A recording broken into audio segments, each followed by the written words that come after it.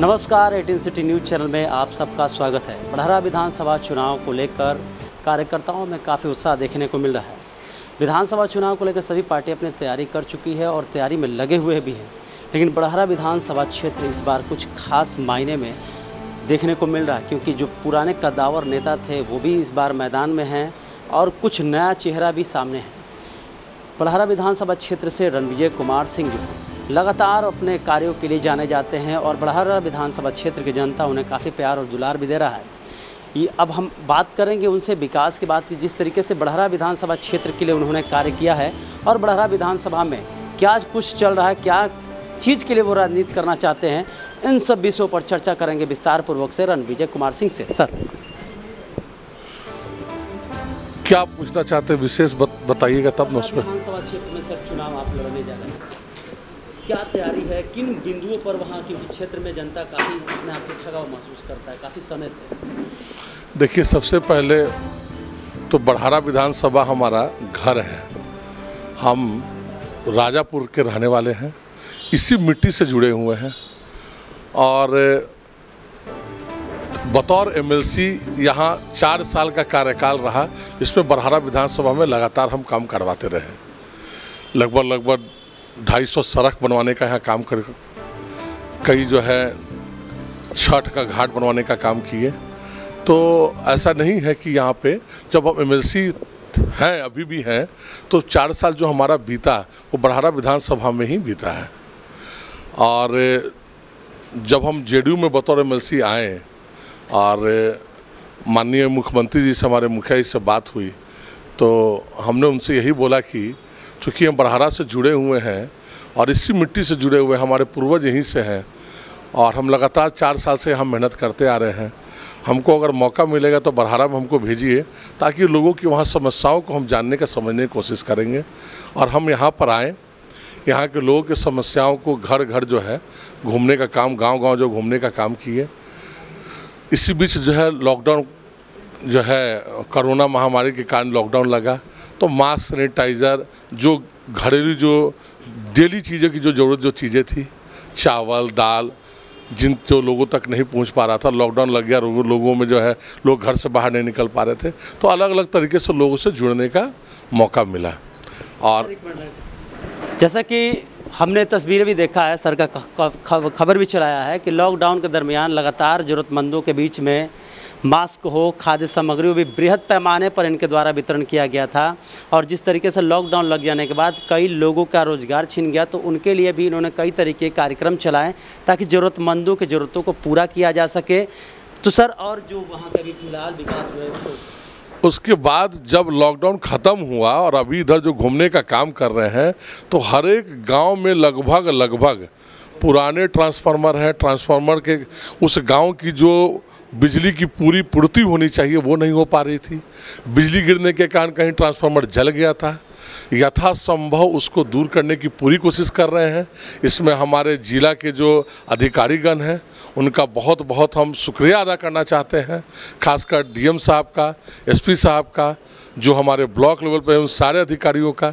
उनके सहयोग से ही यहाँ पर जल्दी से जल्दी जो कार्य, जो समस्या बता रहे हैं, उन सारे समस्याओं को दूर किया जा रहा है। तो कहीं ना कहीं जो है हमारा जो ये जो क्षेत्र है, ये धान का कटोरा बोला जाता है। लोग जो है सिंचाई की कमी के कारण बारिश नहीं हो पा रही है, तो कहीं ना कहीं लोग आज डिपेंड हो गए हैं कि बिजली से ही सिंचाई करना। तो समस्या तो थी, लेकिन यथासंभव सारी समस्याओं को दूर करने की पूरी कोशिश कर रहे हैं और लोगों में इस बात की खुशी भी है। सर, आपने कहा कि सिंचाई उचाई की जो बात किया जाए, बिजली की समस्या तो पहले से थोड़ा बहुत कम है, लेकिन सर वहाँ जो बांध है, जहाँ पर हजारों एकड़ सर खेत जो है जलमग्न हो जाता है। प्रत्येक वर्ष वहाँ के जो लोगों का खेत है जल में जा रहा है। बढ़हरा विधानसभा क्षेत्र कई लोगों का अपना जो मालगुजारी ज़मीन होता है वो जलमग्न हो रहा है। लगातार कटाव बढ़ रहा है। सर देखिए, बहुत अच्छा क्वेश्चन आपने पूछा है। ये उन लोगों से जाके पूछिए जो यहाँ 15 साल बढ़हरा के मालिक बने हुए थे, बढ़हरा विधानसभा के मालिक बने हुए थे, जिनको लोगों ने, बढ़हरा विधानसभा के लोगों ने फुल बहुमत से जिताने का काम किया। आप अलग अलग जो नाम है, नाम लेना नहीं चाहते हैं, तो उन लोगों से जाके पूछिए कि इस बात को क्यों नहीं उन लोगों ने विधानसभा में उठाया, अगर उठाया तो कार्य क्यों नहीं करवाया। उसमें तो कार्य में तो लगना पड़ता है। अब सब चीज़ हम सरकार के और मुखिया के चीज़ों पे छोड़ देंगे, कहीं ना कहीं उनको चीज़ों को याद दिलाना था, बार बार उनको बताना था, तो कहीं ना कहीं कमी तो रही है। तो क्या सर ये माना जाए कि यदि आप वहाँ से चुनाव जीतते हैं और वहाँ पर क्या इस सब चीज़ों को दुरुस्त कराया जाएगा, इस सब बातों को रखा जाएगा, क्योंकि लोगों को तब धीरे धीरे कई राजनीतिक पार्टियों से भरोसा भी उठ जा रहा है, तो आपसे कितना लोगों को उम्मीद है? बिल्कुल, इसमें 100% इस तरह की सारी समस्याओं को विधानसभा में उठाने का, अपने मुखिया तक पहुंचाने का, माननीय मुख्यमंत्री जी विकास पुरुष के नाम से जाने जाते हैं, उन तक पहुंचाने का, और जो उससे कंसर्न जो मंत्री हैं वहां तक पहुंचाने का पूरा काम करेंगे। और उम्मीद है, यकीन है कि आने वाले समय में इस समस्याओं को दूर करेंगे। सर, बड़हरा विधानसभा क्षेत्र काफ़ी जो क्षेत्रफल है बड़ा है, समस्याएं भी बहुत है, चुनौती भी बहुत है। वहाँ के जल की समस्या हो, जो मौजमपुर वाटर ट्रीटमेंट प्लांट है, या वहाँ की शिक्षा व्यवस्था हो या स्वास्थ्य व्यवस्था हो, उन सब के लिए क्या कार्य किया जाएगा सर? देखिए, बड़हरा विधानसभा क्षेत्र बड़ा है, समस्या कुछ बहुत ज़्यादा। इन समस्या को अगर आप समस्या का सॉल्यूशन करेंगे, समस्याओं को आप निरंतर बैठ के उस समस्याओं को दूर करते चलेंगे, तो समस्या बहुत ज़्यादा नहीं है। समस्या को दूर ही नहीं करेंगे तो समस्या तो बढ़ती चली जाएगी, समस्या बढ़ती चलेगी तो बड़ा रूप हो जाएगा। आप डेली जनता के बीच में जाइए, डेली उनकी समस्या को सुनिए, उसको दूर कीजिए यथासंभव, समस्या कहीं नहीं होगी। जब सुनेंगे ही नहीं, सुन लेंगे, समस्या दूर ही नहीं होगी, तो समस्या तो बड़ा होगा ही होगा। क्या पहले के जो वहाँ के जो भी अन्य पार्टी कोई भी हो, क्या इच्छा शक्ति का अभाव था कि इन लोगों ने कार्य नहीं किया उस तरीके? अब देखिए, हम किसी पे टिप्पा टिप्पणी नहीं करना चाहते हैं, है ना। क्या रीज़न था, क्या नहीं था, वो लोग अभी भी हैं, तो आप लोग उनसे भी जाके पूछिए, वो ज़्यादा बेहतर बता सकते हैं। और बाकी किसी के बारे में बोलना, ये हमको नहीं लगता है कि जो है हमारे नेचर में भी है और हमारे संस्कार में भी नहीं है। जिस पार्टी से है उस पार्टी के हमारे कॉलम में भी नहीं है। मिलता है तो उस क्षेत्र के लिए सारे कार्य को किया जाएगा, बिल्कुल सारे कार्य को। और हमने एक संकल्प लिया, जो मैं अभी घूम रहा हूँ, हमने देखा है लोगों को बिजली की जो समस्याओं से, है ना, ये बहुत बड़ी विडंबना की बात है। और मैं हाथ जोड़ के आदरणीय अपने बड़े भाई माननीय जो केंद्रीय मंत्री हैं आर.के. सिंह जी को मैं विनम्र निवेदन करता हूं कि अगर आपके माध्यम से उनको पता चले तो हमारा रिक्वेस्ट है उनसे कि यहाँ की जो बिजली की जो समस्याएं हैं, चूँकि उनका अधिकार क्षेत्र बड़ा है, उनका वो चाहे तो इस समस्याओं को तुरंत कर सकते हैं, वो सक्षम है। तो यहाँ बड़हरा विधानसभा में खासकर चूँकि हम यहाँ के बेटा हैं, हम एज अ बेटा, बड़हरा विधानसभा के बेटा होकर उनसे गुजारिश कर रहे हैं कि यहाँ के लोगों के जो बिजली की समस्या उसको आके दूर करें। तो ये जो रणविजय सिंह अपने आप को क्षेत्र का बेटा मानते हैं और लोगों इन्हें बहुत प्यार दुलार देते हैं, इन्होंने केंद्रीय ऊर्जा राज्य मंत्री आर.के. सिंह से भी मिन्नत किया है, क्योंकि क्षेत्र में बिजली की समस्या काफ़ी बढ़ा हुआ है। और बड़हरा विधानसभा क्षेत्र के अंतर्गत उनका एक जो संसदीय क्षेत्र में गांव गुंडी है, उन्होंने गोद भी लिया हुआ है। तो एक तरीके से देखा जाए तो यहाँ के और एक बात, जिस तरीके से माननीय मंत्री जी को बड़हरा के लोगों ने बढ़ चढ़ के जो जिताने का काम किया है, वो भी उनसे छुपा हुआ नहीं है।